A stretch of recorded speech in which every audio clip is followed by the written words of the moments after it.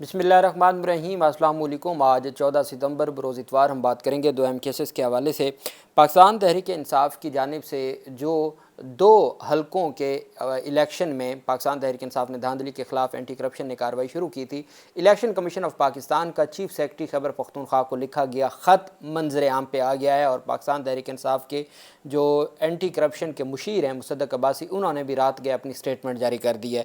मामला बड़ा दिलचस्प हो गया है। एक तरफ इलेक्शन कमीशन और KP हुकूमत ये, और दूसरी तरफ चीफ जस्टिस सरफराज डोगर, ईमान मज़ारी और फिर जो हमारे तारिक जहांगीरी साहब हैं, जस्टिस तारिक जहांगीरी साहब, उनका केस, उसके हवाले से इस्लामाबाद बार कौंसिल खड़ी हो गई है। वो भी बड़ा दिलचस्प सूरत हाल बन चुकी है, वो भी मैं आपके साथ शेयर करूँगा।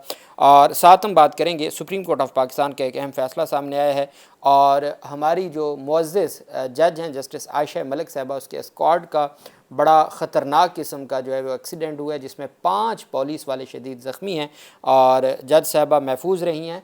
और उनका जो ये काला शाकाकू इस्लामाबाद से वो लाहौर के लिए आ रही थी और ट्रैवल कर रही थी। उनकी जो सिक्योरिटी का स्क्वाड है उसकी जानिब से जो है वो ये जो उनको हुआ हादसा हुआ।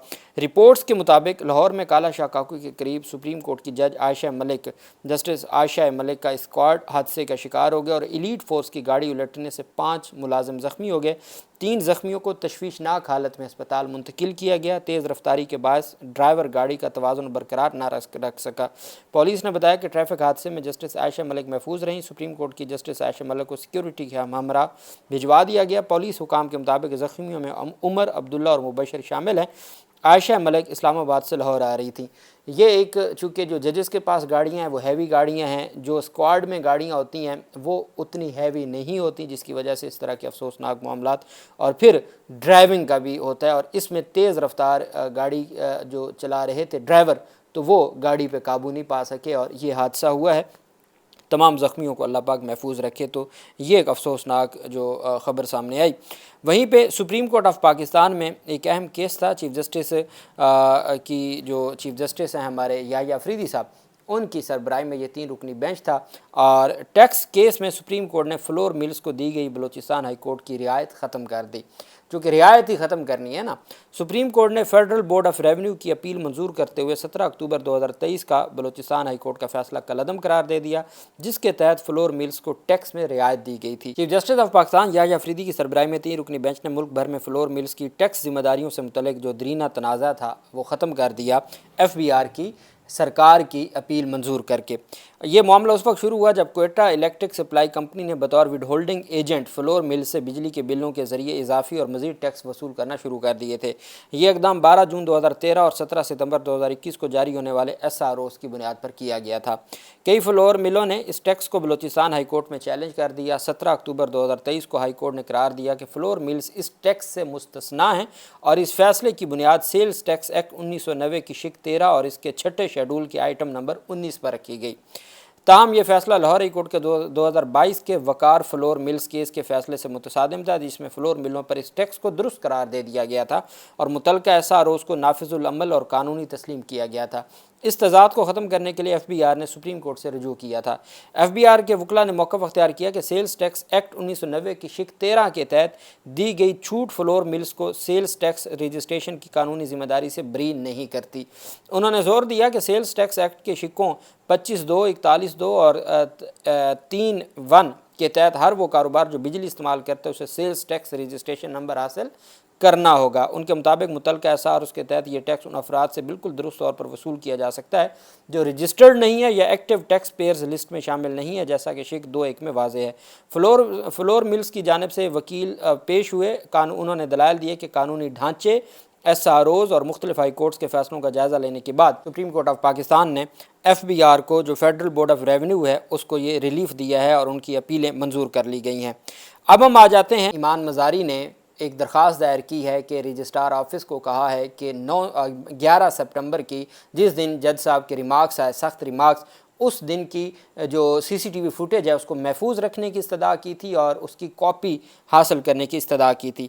اب پیش رفت یہ سامنے آئی ہے کہ کوہاٹ بار ایسوسیشن کی جانب سے انہوں نے بھی یہ جاری کر دی ہے، پریس ریلیز جاری کر دی ہے، اور انہوں نے کہا ہے کہ جو it strongly condemned the conduct of chief justice Islamabad high court justice Sardar Sarfaraz Dogar towards advocate Imaan Mazari, terming it inappropriate, contrary to judicial dignity and harmful to bar bench relations.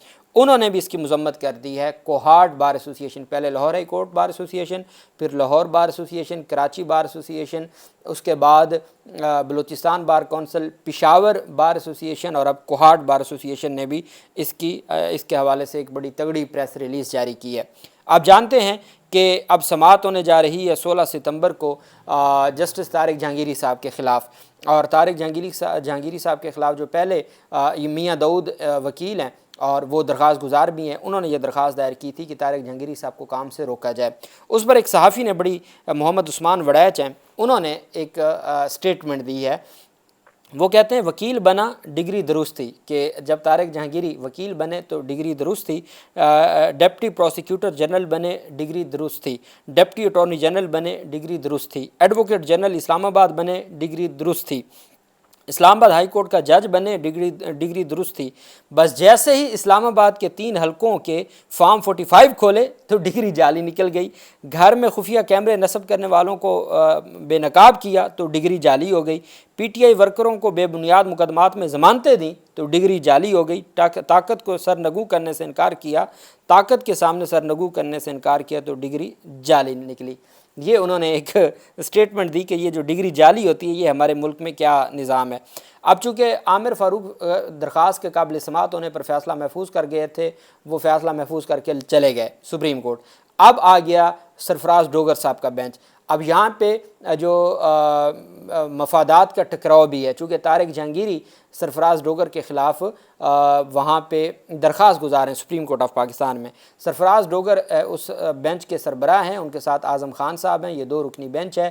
16 ستمبر کو طارق جہانگیری کے خلاف اس درخواست پر، میاں داؤد کی درخواست، میاں داؤد جو مزار نقوی کو گھر بٹھا دیا تھا اور فائز عیسیٰ نے بڑی تعریف بھی کی تھی، یہ وہ ہیں۔ جنرل باڈی اجلاس میں اسلام آباد بار ایسوسیشن کی جانب سے یہ جاری کی گئی سٹیٹمنٹ، اور اسلام آباد بار ایسوسیشن قانون کی حکمرانی، آزاد عدلیہ اور جمہوریت کی علم بردار رہی ہے۔ اسلام آباد بار ایسوسیشن کے علم میں یہ بات آئی ہے کہ اسلام آباد ہائی کورٹ کے جج محترم جسٹس طارق جہانگیری کے خلاف بدنیتی پر مبنی ریٹ جو آبجیکشن کیس نمبری ہے 13567/2025 اس کو دائر کیا گیا، جو کہ مورخہ 16 ستمبر 2025 کو سماعت کے لیے مقرر کی گئی۔ اسلام آباد بار ایسوسیشن کسی بھی غیر قانونی، غیر جمہوری اقدام کی حمایت نہیں کرتی اور آزاد اور مثبت سوچ کے حامل ججوں کی حمایت کرتی ہے۔ اس سلسلہ میں اسلام آباد بار ایسوسیشن کی جنرل باڈی کا اجلاس کل مورخہ 15 ستمبر 2025 بروز پیر دن 11 بجے شہداء hall district judicial complex G11 میں طلب کیا گیا تاکہ معزز اراکین کی رائے لی جا سکے۔ تمام اراکین بار سے گزارش ہے کہ وقت کی پابندی کرتے ہوئے اپنی شرکت کو یقینی بنائیں۔ اسلام آباد بار ایسوسیشن کی جانب سے یہ اجلاس ہونے جا رہا ہے کل۔ پرسوں کی جو سماعت ہے، یا پرسوں کی جو طارق جہانگیری صاحب کے خلاف درخواست پر سماعت ہونی ہے، اس سے متعلق وکلا اپنا لائحہ عمل دیں گے، اور انہوں نے پہلے ہی ڈیفینڈ کیا ہے کہ طارق جہانگیری کے خلاف یہ جو ایک آزاد جج ہیں، تگڑے جج ہیں، ان کے خلاف یہ جو کارروائی ہے یہ درست نہیں ہے، اور ساتھ ان کی جانب سے کہا گیا ہے کہ ہم اپنا لائحہ عمل اس کے اوپر لے کے آئیں گے، اور کل انہوں نے اجلاس طلب کر لیا ہے۔ یہ ایک بڑی پیش رفت سامنے آئی ہے۔ وہیں پہ جو دوسری بڑی پیش رفت سامنے آئی وہ ہے جناب والا اسلام آباد سے الیکشن کمیشن آف پاکستان کا وہ نوٹیفیکیشن، وہ آرڈر اب سامنے آ گیا ہے۔ یہ چیف سیکرٹری کو خط لکھا گیا ہے۔ چیف سیکرٹری کو خط لکھنے والے ہیں جی عمر حمید خان، جو کہ سیکرٹری ہیں الیکشن کمیشن آف پاکستان کی جانب سے۔ انہوں نے لکھا جی کہ ہمارے نالج میں یہ بات آئی ہے، یہ 11 سپٹمبر کو لکھا گیا، جس میں کہا گیا کہ جی کمیشن کے سامنے یہ معاملہ آیا کہ جی the commission upon the subject matter and observe that the notices issue to the presiding officer by the anti corruption department, کہ جو anti corruption department Khyber Pakhtunkhwa نے پریزائڈنگ افسران کو نوٹس جاری کیے ہیں طلبی کے، in connection with the general election 2024 are X5 without jurisdiction, کہ وہ جو ہیں وہ ود آؤٹ جورسڈکشن ہے، وہ ان وارنٹیڈ ہیں، وہ غیر قانونی ہیں۔ تو اس وجہ سے جناب چونکہ انہوں نے خیبر پختونخوا کا جو الیکشن ٹرائبونل ہے اس میں درخواست بھی دائر کی ہوئی ہے، معاملہ سب جوڈس ہے، تو پریزائڈنگ افسران کو طلب نہیں کیا جا سکتا، اور روکیں آپ اپنی جو اینٹی کرپشن ڈپارٹمنٹ ہے کہ وہ ایسی کوئی کارروائی نہ کرے۔ अब इलेक्शन ट्राइब्यूनल्स 18 माह में तैमूर झगड़ा के हल्के की जो इलेक्शन पिटीशन है उस पर इतराज़ात ही नहीं दूर कर सकी। अभी तक वो काबिल समात है या नहीं है, 18 महीनों में ये भी नहीं डिसाइड हो सका। एंटी करप्शन ने सिर्फ 41 दिनों में तहकीकात की, 2 प्रिजाइडिंग अफसरान ने बयानात जमा करवा दिए जिससे धांधली साबित होती है। 31 जुलाई को तैमूर झगड़ा की दरख्वास्त जमा हुई और 10 सितंबर तक 2 प्रिजाइडिंग अफसरान अपने बयानात भी कलम बंद करवा चुके थे। अब इलेक्शन कमीशन ने एंटी करप्शन की इस बर्क रफ्तारी पर अपनी तेज़ रफ्तारी दिखाते हुए इस कार्रवाई को फौरी रुकवाने की हदायत कर दी है और उसमें झगड़ा का खसूसी जिक्र करके तहकीकात रुकवाने का हुक्म दिया गया है उसको। अब उसके बाद इसको जारी किसने किया है? ब्रिगेडियर रिटायर्ड मुसद्दक अब्बासी, जो कि मुशीर एंटी करप्शन है, मुशीर एहतसाब हैं वज़ीर आला के।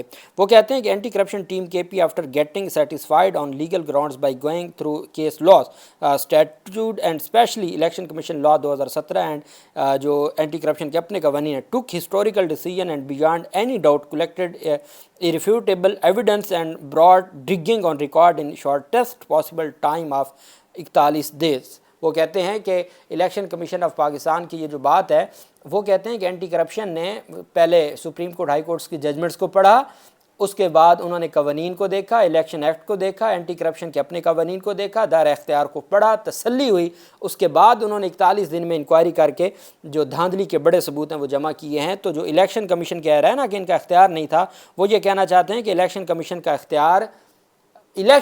का ये इख्तियार नहीं था कि वो इस तरह चीफ सेक्रेटरी को लिखे। जो कुछ एंटी करप्शन कर रही है वो दुरुस्त कर रही है। अब ये मामला बड़ा दिलचस्प हो गया है। पाकिस्तान तहरीक इंसाफ इस मामले को ओन कर रही है। पाकिस्तान तहरीक इंसाफ की KP हुकूमत के जो मुशीर हैं उन्होंने ओन कर लिया है और अब देखना ये है, और तैमूर झगड़ा कह चुके हैं कि ये अब ये मुझे लगता है तैमूर झगड़ा इस इलेक्शन कमीशन का जो नोटिस है इसको चैलेंज भी कर देंगे, चूँकि अब वो कॉपी सामने आ गई है और पेशावर हाई कोर्ट फिर अहम हो गई है चीज़ें। और इसमें पहला जो जज था वो उसने इन मुकदमात की समाअत से इनकार कर दिया था। ट्राइब्यूनल के जो जज थे, जो पेशावर हाई कोर्ट के सिटिंग जज थे, फिर वहाँ पे भी रिटायर्ड जज इलेक्शन कमीशन ने लगा दिया पेशावर के हलकों के लिए। वो अब तक 2 समाअतें कर चुके हैं और दोनों समाअतों पर जो नून लीगी हैं जिनके बारे में तैमूर झगड़ा कहते हैं कि उनके टोटल 1600 वोट थे जिनको 16,000 बना दिया गया, वो उनके वकील नहीं पेश हो रहे 2 तारीखों से। 18 माह में अभी तक दरखास्तें काबिल समात हैं या नहीं हैं, इतराज़ात जो दायर किए गए थे वो नहीं डिसाइड हो सके। लेकिन एंटी करप्शन ने कार्रवाई की है तो उसके ऊपर अब परेशानी का सामना करना पड़ रहा है। चीज़ें बड़ी दिलचस्प हो गई हैं। अल्लाह पाक पाकिस्तान का हामी नासिर हो। बहुत शुक्रिया। अल्लाह हाफिज़। पाकिस्तान जिंदाबाद।